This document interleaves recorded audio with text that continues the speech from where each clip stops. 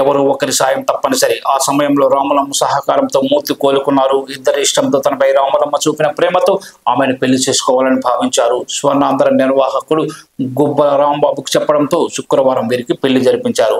మేమిద్దరం ఇష్టపడ్డామని, పెళ్లి చేసుకుంటామని నిర్వాహకులు చెప్పారు.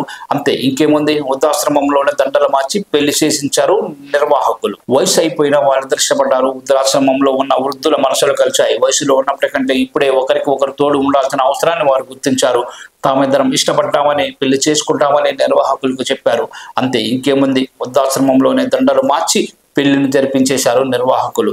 ఆశ్రమంలో ఉన్న వృద్ధులే పెళ్లి పెద్దలుగా మారి వారిద్దరిని ఒకటి చేశారు. రాజమహేంద్రవరంలోని స్వర్ణాంధ్ర వృద్ధాశ్రమం ఈ పెళ్లికి వేదికైంది. వైఎస్ఆర్ జిల్లా పెనగలూరు మండలం కమ్మలకొండకు చెందిన గజ్జల రాములమ్మ, రాజమహేంద్రవరం నారాయణపురానికి చెందిన మడగల మూర్తి ఈ ఇద్దరు ఈ ఆశ్రమంలో ఉంటున్నారు. 2 ఏళ్లుగా ఆశ్రమంలో ఉంటున్న మూర్తి పక్షవాతంతో బాధపడుతున్నారు. ఎవరో ఒకరి సాయం తప్పనిసరి. ఆ సమయంలో రాములమ్మ సహకారంతో మూర్తి కోలుకున్నారు. ఇద్దరి ఇష్టంతో తనపై రాములమ్మ చూపిన ప్రేమతో ఆమెను పెళ్లి చేసుకోవాలని భావించారు. స్వర్ణాంధ్ర నిర్వాహకుడు గుబ్బల రాంబాబుకు చెప్పడంతో శుక్రవారం వీరికి పెళ్లి జరిపించారు.